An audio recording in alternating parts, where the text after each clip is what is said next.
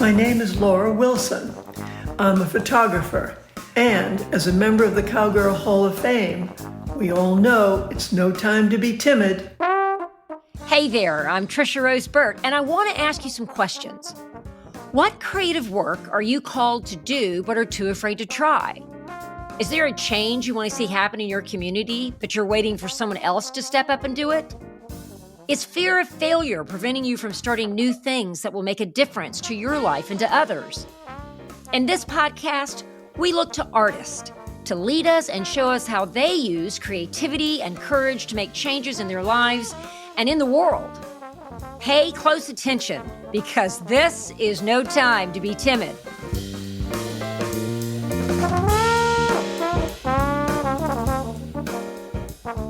Welcome to the show. Over the seasons, I've interviewed all kinds of artists, but this is the first time I've talked with someone who was inducted into the Cowgirl Hall of Fame at the age of 79. The renowned photographer, Laura Wilson, joins us for this episode, and she is an inspiration. While you're listening to this podcast, go to Laura's website, laurawilsonphotography.com, and check out her photographs. Many of them take place in the American West, which is why she's in the Cowgirl Hall of Fame, and her range is incredible. Cockfighting, cowboys, debutantes, drug smuggling searches. There are exquisite portraits and compelling photo essays. But what most of these photographs have in common is that Laura's subjects are difficult to get access to. That's what interests Laura. To use the great strength of photography and reveal worlds that we may not otherwise see, never with judgment and always with compassion. Laura recently published her book, The Writers, which features 38 world-famous authors, including Seamus Heaney, Zadie Smith, and Cormac McCarthy, who hadn't been photographed in about 20 years, and a host of Nobel laureates and Pulitzer Prize winners. But I was introduced to her work back in 2000 with her book, The Hutterites of Montana. For more than 14 years, Laura photographed the daily life of this religious community, which didn't allow photography, gaining their trust and unprecedented access. At the end of the project, one of the community members said to her, "I've been thinking and thinking about what you've been doing, and if it's wrong that you're taking pictures. I've come to the conclusion that maybe a soul can be saved by reading this book and looking at pictures, the way we dress, our modesty, the kind of life we lead. Perhaps people will stop and think. Maybe they'll be helped. That would gratify God." This is the power of Laura Wilson's work. And in this episode, she teaches us creativity and imagination are essential to the creative process, and so are hard work and discipline. To complete a project, you must have a laser-like focus and obsession. If you have a creative idea, don't dilly-dally, or you may miss your opportunity. You must move quickly and decisively. And pay attention. Stay alert so you can capture creative moments. I'm so glad you're joining me for my conversation with Laura, who at 84 has no intention of stopping.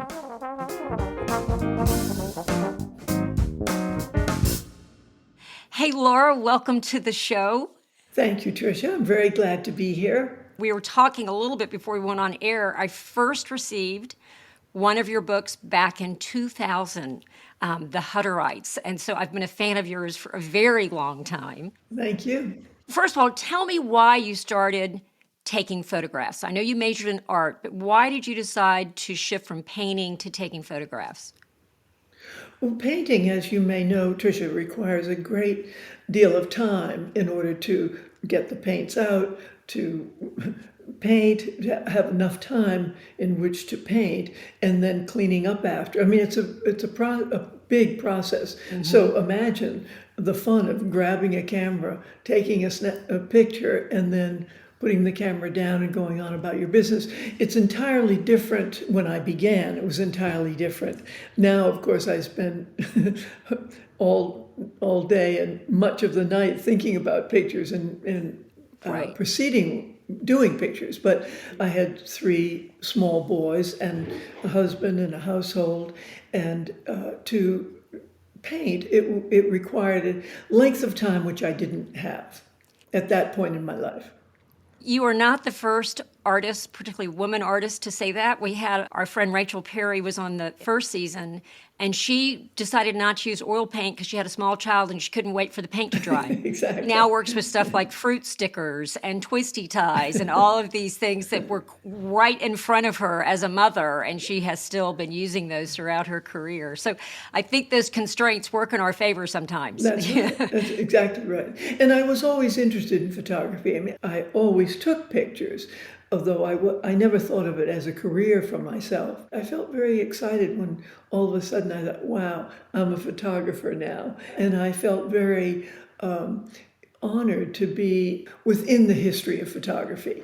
So when did the moment hit when you went, oh, I'm a photographer now? When did that moment happen for you? Well, I was up in Montana, actually, working on the Hutterite book, and I got a call from the editor of the London Sunday Times, and he said, would you go and photograph Carrie Fisher in Los Angeles? So I had to stop what I was doing in the middle of a snowstorm up in Montana, photographing the Hutterites, which I felt I was doing on my own, and go to Los Angeles, get set up, make the contact with Carrie Fisher, and it was going to be the cover of the magazine, the London Sunday Times magazine. So, I mean, I thought, wow, well, I'm a photographer now. And talk about a difference going from Yes. the Hutterites to Los Angeles. So you do have quite the range in your work. Here's another question for you. So I'm doing some math. It's 1979, so you're 40 Yes. in 1979. And Richard Avedon reaches out to you, and or I Yes, don't know how yes. that worked. How did you end up working with Richard Avedon? The Amon Carter Museum in Fort Worth, Texas, the director was a very entrepreneurial, bright, intelligent person. And he, although he was the director of this Museum of Painting and Sculpture, he had been very interested in photography and was himself a photographer.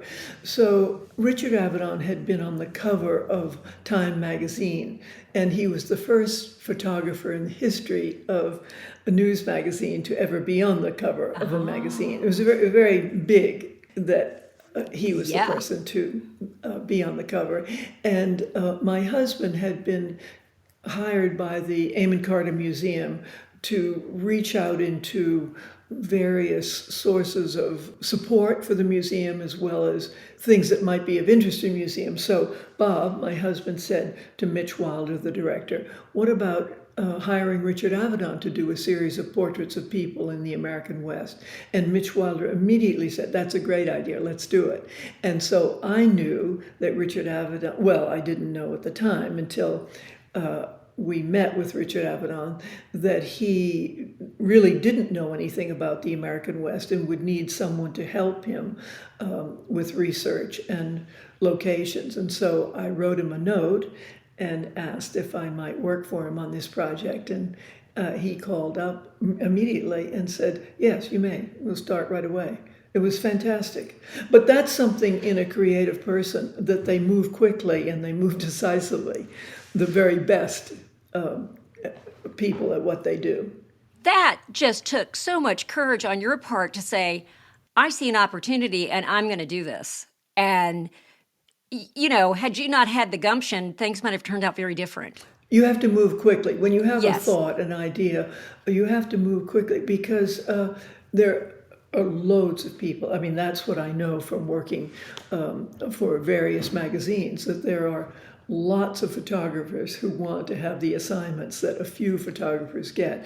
And so you have to be very good and you have to work very hard at what you're doing, because if you don't, you'll be replaced by someone better. And I learned this as well, not only from my husband, but also from Richard Avedon, that you need to move quickly. When you have an idea, a thought, a direction that you might want to go in, you need to move quickly, because there are always other people waiting to usurp your position. I know that's one of the reasons why you started the Writers, is because you wanted to photograph John Updike and dallied a bit, and then you lost John. That's a perfect example, Tricia. I met John Updike. He had come here to give a a lecture, and I met him after the lecture, and he was very appealing, and he stood to have some pictures taken, and I thought, gosh, I'd like to photograph him myself, and my cousin knew him, and so I thought, well, I won't have any trouble at least making contact with him. But I dilly-dallied around, and he unfortunately died very abruptly shortly thereafter. And I just thought, that's it, no more, move. And who would I like to photograph? And I began the project immediately. And worked on it for 12 years, which I actually needed that amount of time because it was very hard to get these writers, and many of them were in different parts of the globe, and also sometimes they said no, and I just kept sending a note or a contact, and eventually everyone said yes. So I was very lucky, but I was lucky also to have the time. I mean, lots of projects do not allow for that expanse of time. There's a couple things there. First of all, to our listeners, what Laura is referring to is her book, The Writers, where she took photographs of 38, is it at least 38 writers, international writers all around the world, many who are Nobel Prize winners, National Book Award winners, Pulitzer Prize winners. It's a beautiful book that, again, started, 12 years ago? It took you 12 years to do this.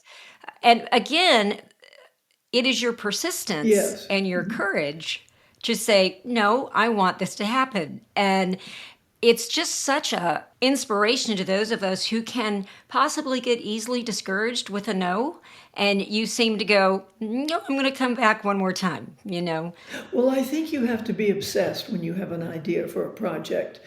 So, for instance, on the Hutterites or on this book of the writers, I mean, just every waking minute, I was thinking of how to proceed with it. So even if I were not having the opportunity to photograph a person, I was trying to arrange to have something happen in the next month or the next 3 months. And you absolutely have to be obsessed if you have, and I see that in people that I meet. They will have a good idea, they'll want to work on something, but they don't have that same persistence and sense of I'm going to do it, I'm going to get it done.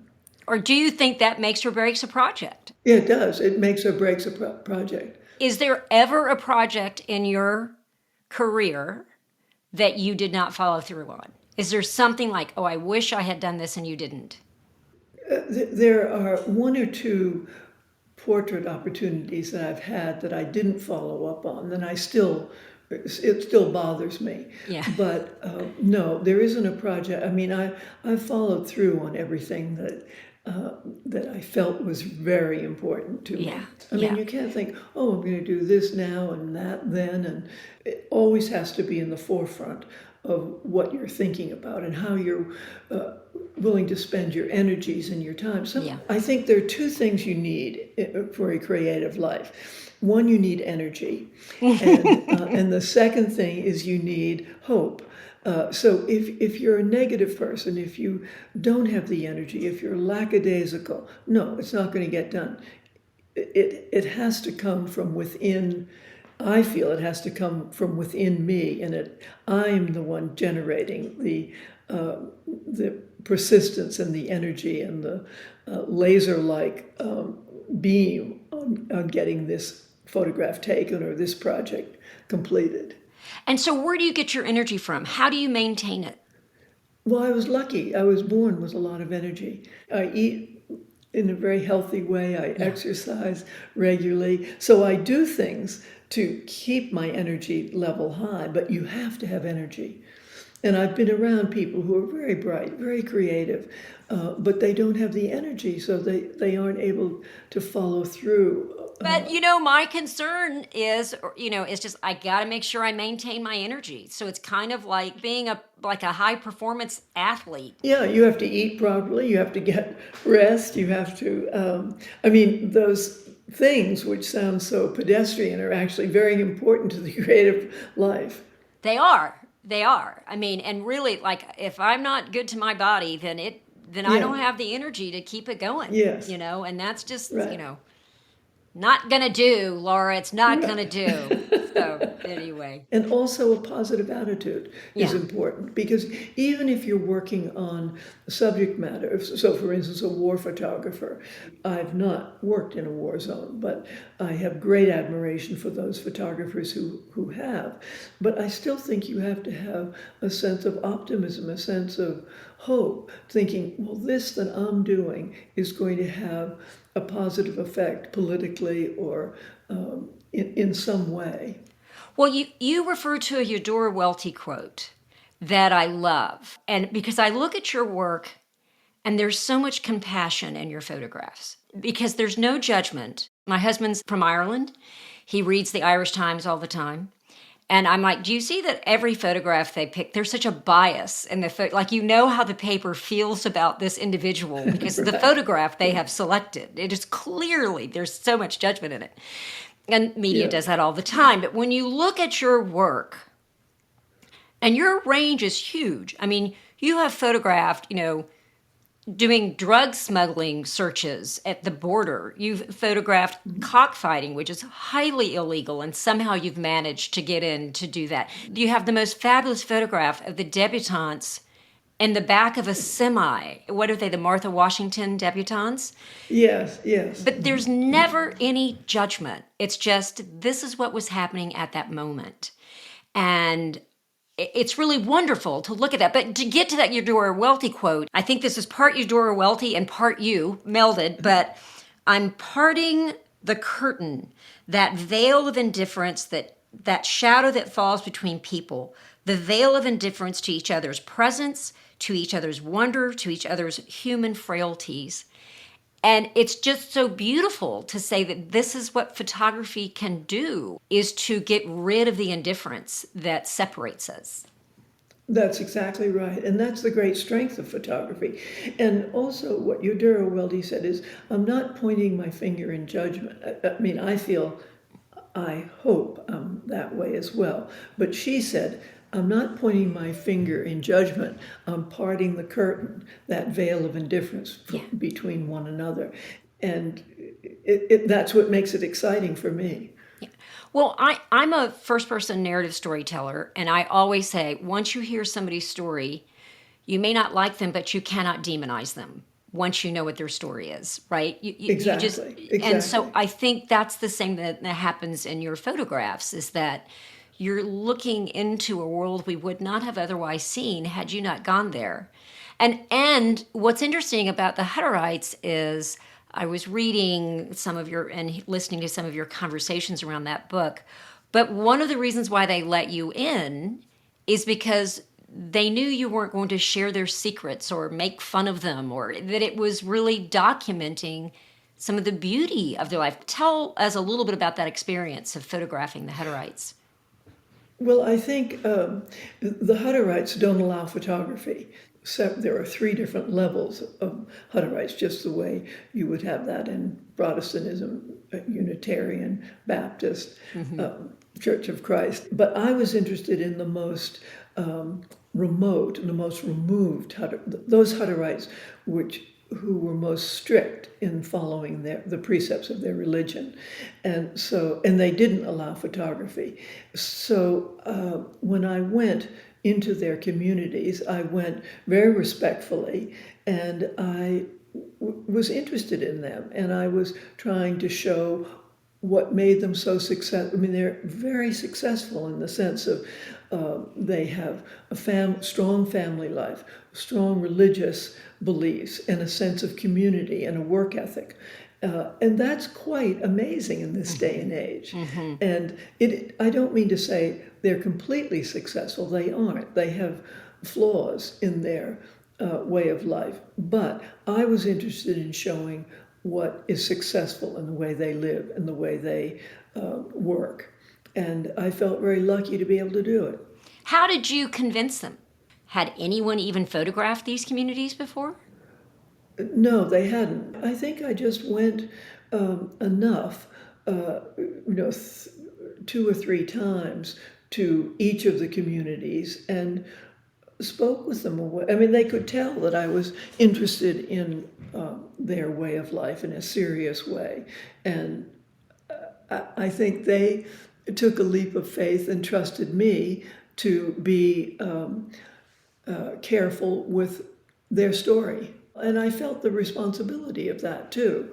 So I know that you talked about when Richard Avedon took photographs of all the miners and went back and Yes, showed them a year later, the miners, the photographs of themselves. yes, Were you able to go back and show the Hutterites the pictures of themselves? yes. And what were their reactions? Well, they had the same vanity that you and I would have. They say, "No, I don't. Don't tell me I look like that." Because they hadn't seen photographs of themselves. Wow. So, and there was a lovely woman at the end of this long project that I did with the Hutterites, where she was the daughter. She was a very thoughtful woman, and she was the daughter of an important minister in the Hutterite community. And she said, "You know, I've been looking and looking, Laura, at you, the way you work, the way you are. And I think that if you can bring a sense of how we live and how we stay close to God and how we care about each other, that will be a way of showing how we honor God and how we honor each other in our work. It's good, and it's made me feel very pleased that that's the way she looked upon the work I did." So, one of the things that you have said is that everything that interests you is difficult to get access to. What other communities have you photographed that are tricky for you to get in front of? Well, the writers, for instance, they all were so famous. No, as you pointed out, Nobel Prize winners, Pulitzer Prize winners, Booker Prize winners. None of them needed to be none of them wanted to be photographed. I mean, it was hard to convince them. But I hope that by again bringing attention to them and their way of life and what interests them and how they're influenced, that it would broaden people's appreciation of writing, and these authors particularly. There was a photograph that you had taken of Tim O'Brien that is just you tear up when you look at it. Well, that's a wonderful photograph to speak about, because Tim O'Brien, I had been with him for 2 days, and he has a very appealing young wife and 2 adorable little children at that time that I photographed him. And he was doing magic tricks, which I thought was amazing. It never occurred to me that a writer, I mean, he's not the first writer who's thought of this, but it was the first person I had met as a writer who thought that what they do is a form of magic. And in any case, I enjoyed photographing him and his family very, very much. And at the end of 2 days, I said, well, "I'd like to do a portrait of you now." And so we walked out of his house into the back field where he lives in Austin. And I didn't say how to look or what to do. He stood in front of the camera, and he had this incredible look into the camera of heartache and a form of agony. And I think that, I mean, this was a gift from him to me. And you saw that this is a person who has spent a good portion of his writing life thinking about the most savage, bitter forms of existence in warfare that people have experienced. The writers seem to be more in touch with their feelings than any other group of people that I've ever photographed. Isn't that interesting? They're very cerebral, and they are living within their mind, and maybe they don't have the same anxieties that the rest of us do. I mean, nobody likes really to be photographed, but they didn't seem to mind it. They didn't seem to be uncomfortable or be apprehensive. They were able, just as Tim O'Brien was able to, after 2 days of allowing me to be a part of his family life with meals and the children playing, he was able to go outside and stand in front of the camera and was able to give a look into the camera. Where did it come from? It came from within him. It wasn't me asking for that, but he was able to, as I said, reach inside himself and express what he is consumed with, what he's obsessed by. I also, though, think, Laura, that you must make them feel safe enough to do that. I mean, I just think you must make people feel safe, that you are going to be good stewards of their story, because his photograph is just revealing so much hurt and heartbreak. You don't show that to just anybody. Well, thank you for that. Each person, the writers, of course, the Hutterites, or anyone that I photograph, they respond to the seriousness with which I'm working. So I'm not frivolous. I'm not wasting time. I'm not. I take what I do seriously, and they respond to that concentration and that level of seriousness. And I think they know that this isn't just a quick snapshot. This isn't just like a cell phone picture or even a newspaper picture. With each writer, I would go and show maybe 10 other photographs that I'd taken of other writers, and they were always interested in them, always had, they might not say anything, but they really looked at them. Mm-hmm. And so they kind of got right away that, oh, this is not just a little snapshot. Yeah. And this isn't a woman just, passing through.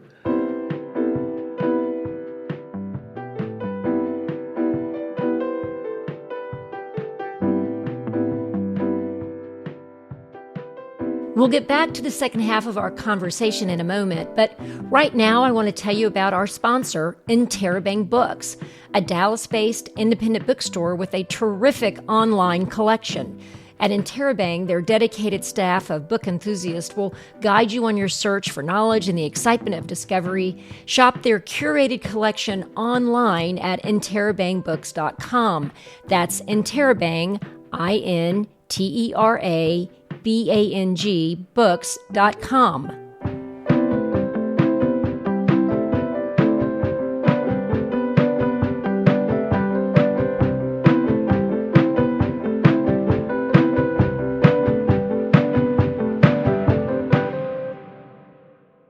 As artists, we can recognize artists who are sort of matching our what's the right word? Our intensity, our seriousness, the seriousness. The obsession that you refer to, and so they know how hard they work to get it just right in their writing, and could appreciate you were trying to get it just right in the work that you were doing. Yes. Because one of the things about the book, The Writers, is not only are you it's a book of your photographs, but you have written all the text, which is very compelling. I loved reading the stories of your interactions with these authors.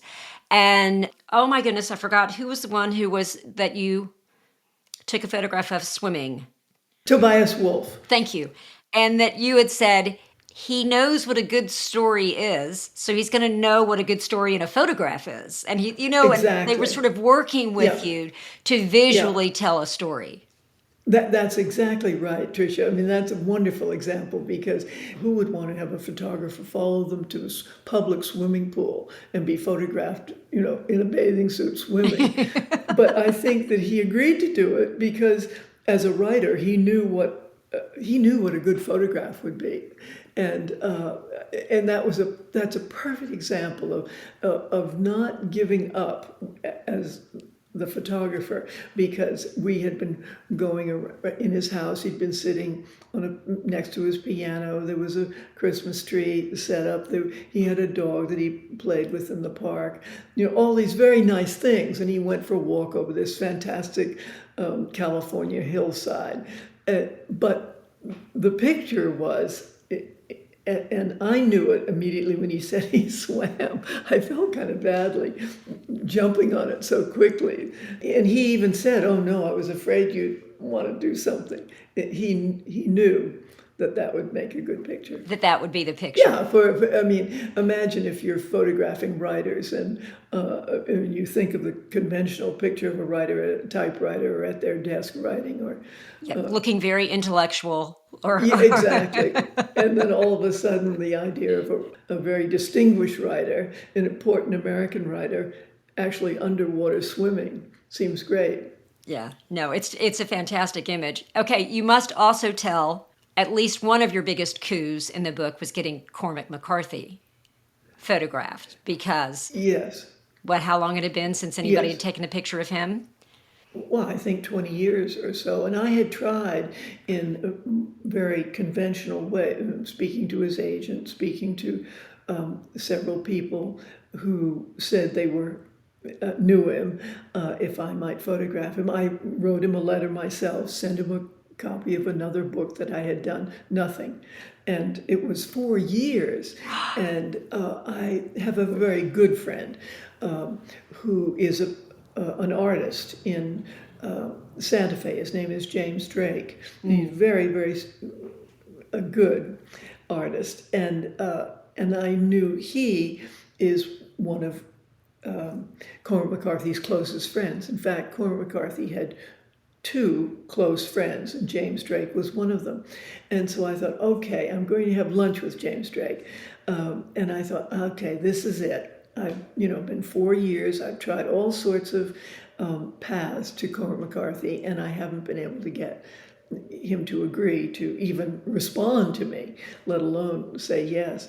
And so all through lunch, I was thinking, all right, maybe the next minute or two I'll ask James if he would speak on my behalf to his close friend Cormac McCarthy. And then I just, with each passing minute, I just couldn't do it. I thought, James is such a nice person and such dignity that I thought it will just put him on the spot, and he will, make him uncomfortable, and I'm sure he won't want to do it. And even if he does want to, even if he agrees to do it, he's not going to want to do it. Yeah. So yeah.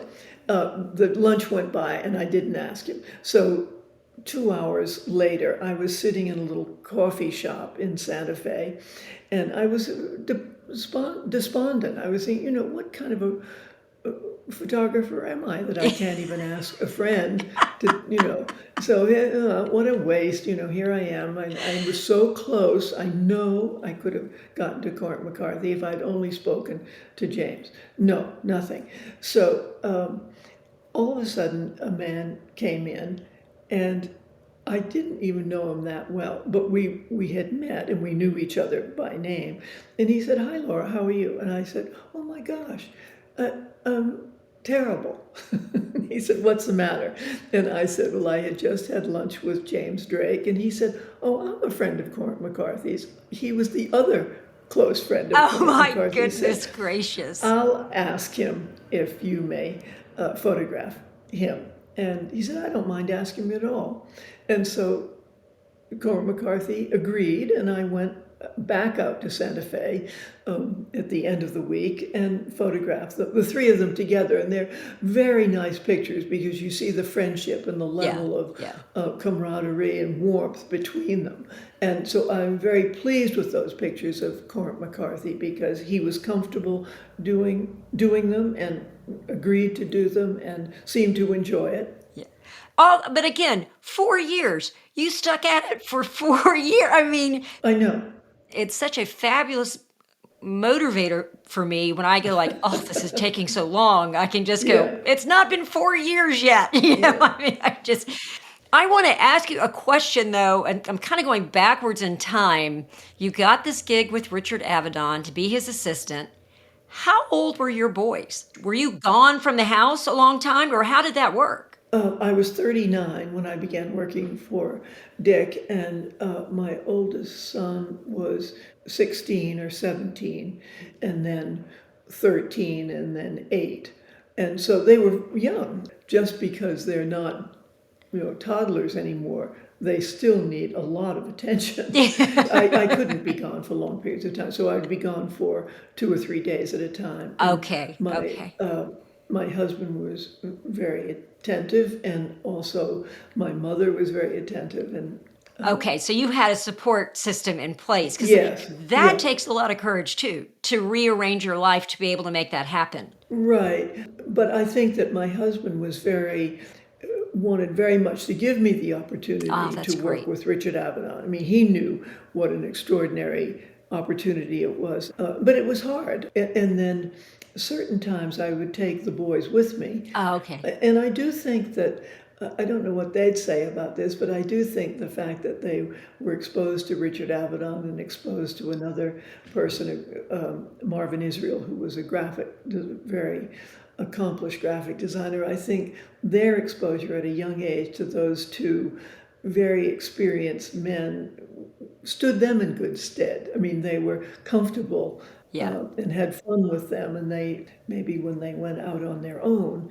into their own careers, that they were not they had the courage to speak up for themselves and to enjoy the process of meeting other people. For our listeners who don't know, you've got three sons who are actors, and they were around the creative process as children. And so it'd be something that would be comfortable for them to step into careers that require that kind of collaboration and creative process and the way to problem solve. And I mean, if you got a set of parents who are creative, it's going to rub off on those kids, and that's a really good thing. I think that's definitely true, and we encouraged them. And my husband was very, very encouraging of them going to Los Angeles and working, trying to pursue a career in movie making.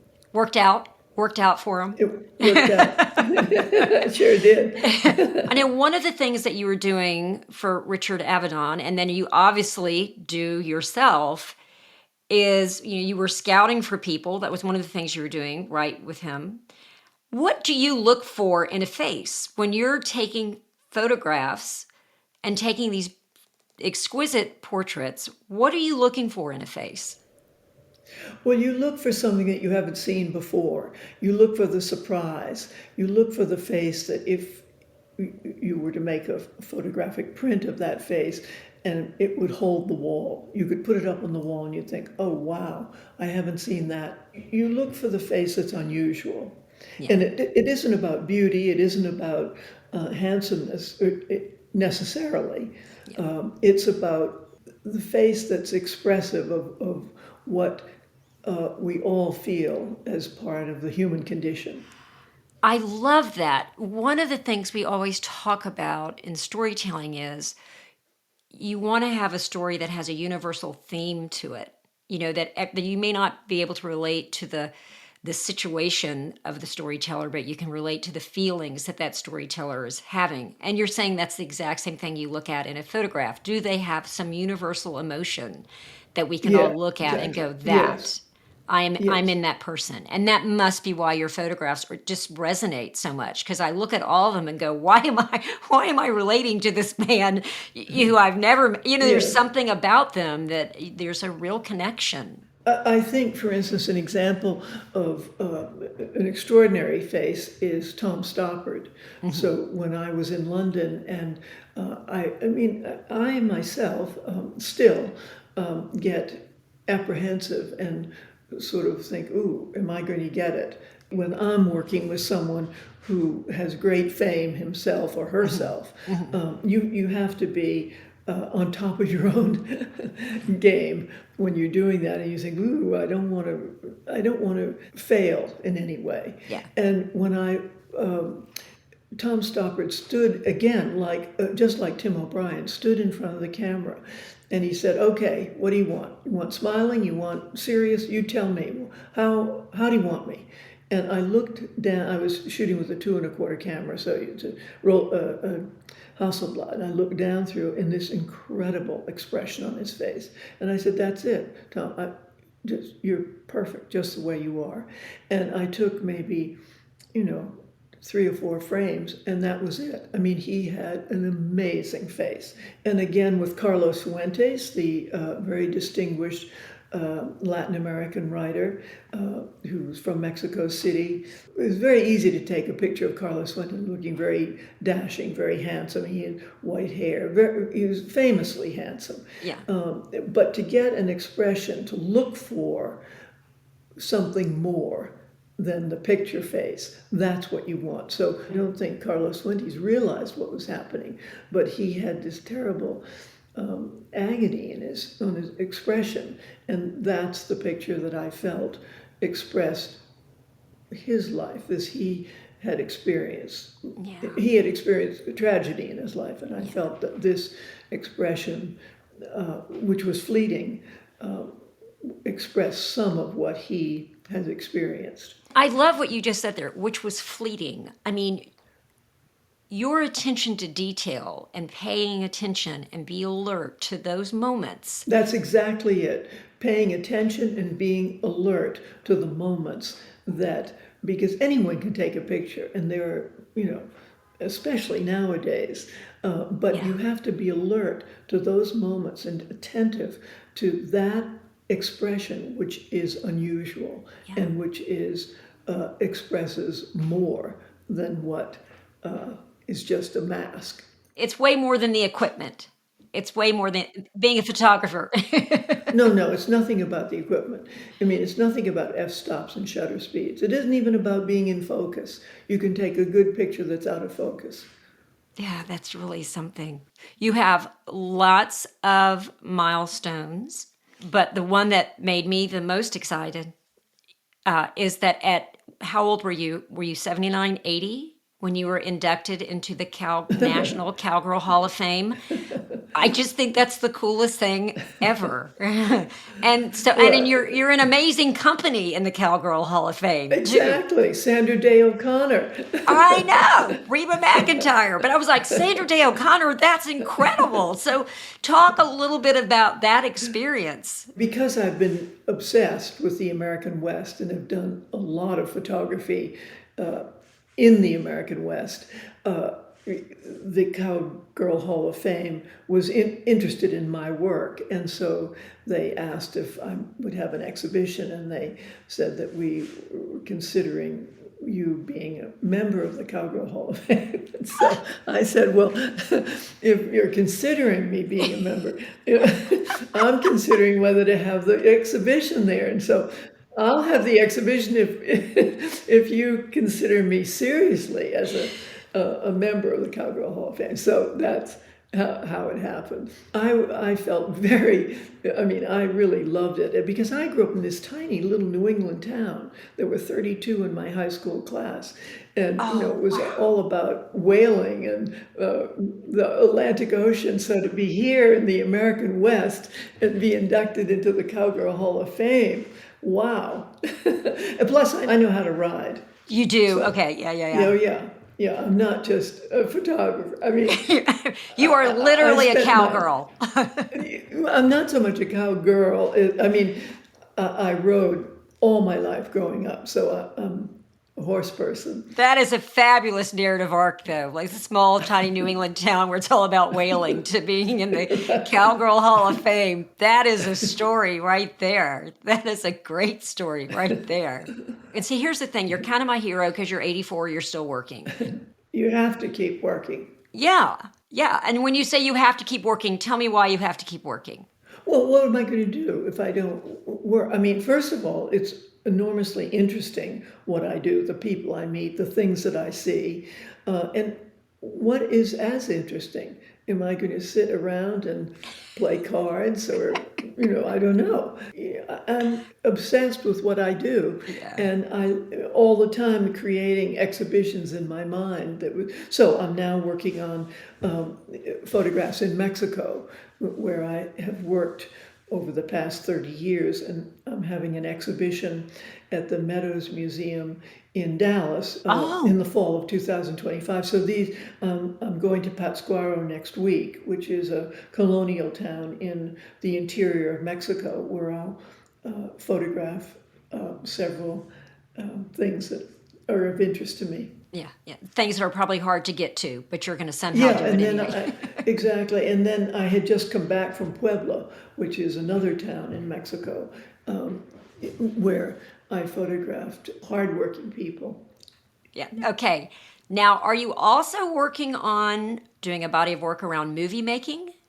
Yes, behind the scenes of making movies. So the thing about it is, Tricia, there aren't enough hours to get that done. And that book, I have some, not because I took them, but just because I had the opportunity. I was there at the time. Some wonderful pictures of behind the scenes of movie making. Wes Anderson has been very kind to me and allowed me to go on his sets, and my own boys have been very kind and encouraged me to photograph behind the scenes. And there's nothing more fun than being on a movie set. But I also love this range of the hardworking people of Mexico and sort of the glamour of a movie set. Well, you know what it is, though, Tricia, that the creative process, and you see this in movie making, they work very, very hard. Yeah. I mean, there is lots of pressure on every single person making a movie, whether it's the stunt men and women, whether it's the cinematographer. I mean, the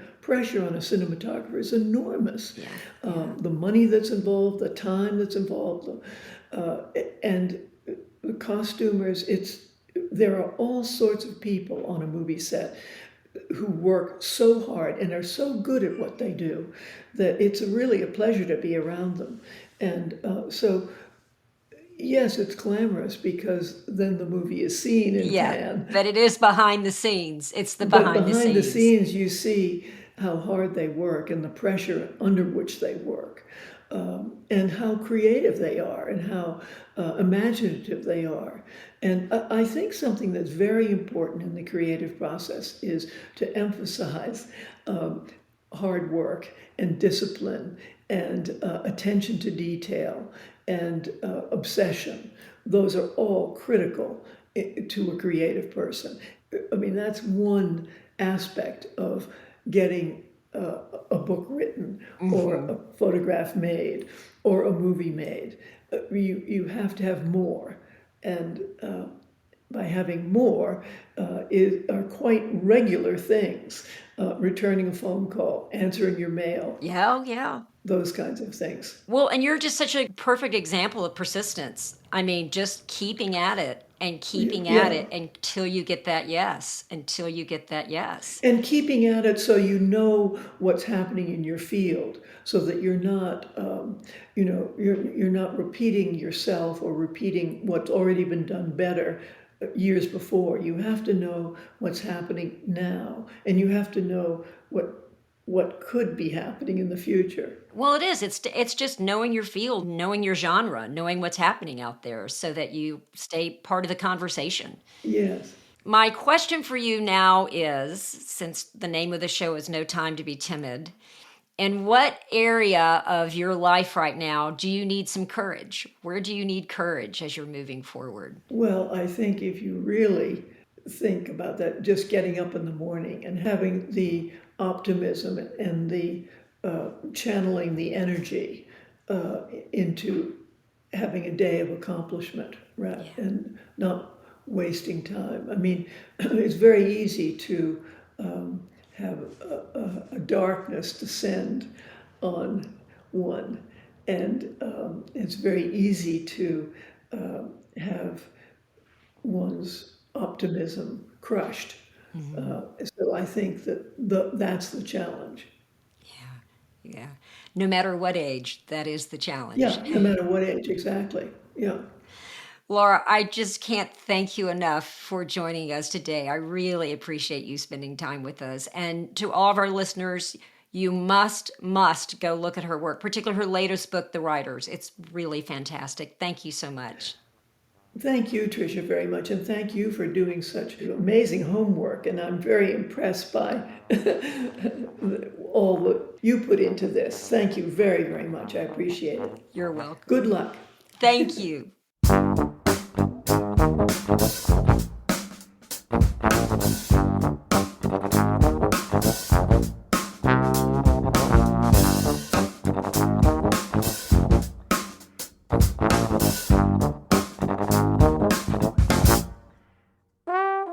After I spoke with Laura, I just wanted to go make something. Her energy and passion for her work are contagious. And in case you're wondering, her movie-making sons are Andrew, Luke, and Owen Wilson. If you pursue your own creativity, you have no idea how that will play out among your friends and family. Now, here are some questions for us to think about. How are you maintaining your energy? Are you taking care of yourself? Laura's projects can take over a decade to complete, and that takes energy and focus to sustain. Are you following through on your creative ideas, or are you dilly-dallying? And what does your obsession look like? Are you persistent, or do you give up easily? Check out Laura's work at laurawilsonphotography.com and make sure to buy her books online through our sponsor, Interrobang Books. She's one of their beloved local authors. It's a 2-for-1. And speaking of supporting our No Time to Be Timid community, our pal Steve Young, former comedy writer from David Letterman from Season 2, Episode 8, has just released his first album, Broken Heart Insurance, which he describes as alt-country, frequently humorous, often heartfelt. You can find it on Spotify, Amazon, Apple, YouTube, and all places that you can get music. There's a video too, so check it out.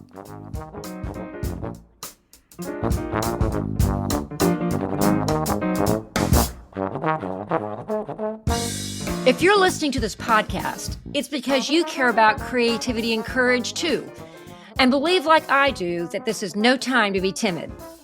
This year, I'm taking the No Time to Be Timid message on the road, and maybe your part of the world needs to hear it. If you're looking to awaken boldness and creativity in your company or organization, I'd love to come speak to you. Let's have a conversation. Please reach out to me at booking@trisharoseburt.com.